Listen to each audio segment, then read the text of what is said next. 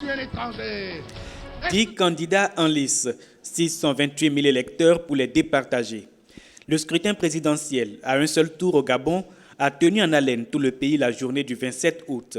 Si le scrutin dans l'ensemble s'est déroulé dans le calme et connu une forte mobilisation, quelques déclarations de leaders politiques présentent des signaux inquiétants.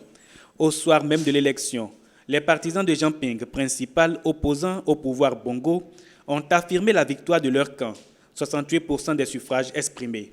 Réaction immédiate du camp Bongo qui se dit serein. Chassé-croisé via les médias qui soulèvent des interrogations. Cette guerre de la victoire a lieu entre deux personnages qui ont par le passé entretenu d'excellentes relations. Jean Ping, ancien beau-frère d'Ali Ben Bongo et ancien ministre des Affaires étrangères de feu Omar Bongo. Cacique donc du PDG, Parti démocratique gabonais.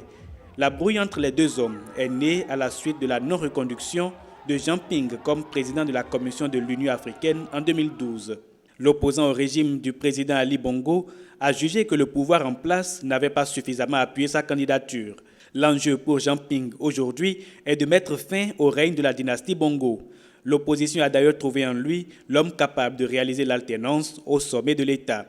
Dans cette partie de l'Afrique où l'instabilité politique au lendemain des élections tend à devenir une règle, le Gabon doit jouer à fond la carte de la prudence. Les cas du Congo-Brazzaville et de la Guinée équatoriale rappellent de tristes souvenirs. Le cas du Gabon lui-même, en 2009, est assez évocateur. L'élection de Bongo fils avait été assimilée à un coup d'État électoral. Résultat, de violentes émeutes ont rythmé le quotidien des Gabonais qui ont voulu protester. Aujourd'hui encore, les deux camps mettent en ordre de bataille leurs militants. La situation au Gabon s'apparente à une poudrière, tandis que la commission électorale poursuit les décomptes de voix. Le Parti socialiste français aurait déjà reconnu la victoire de Jean Ping.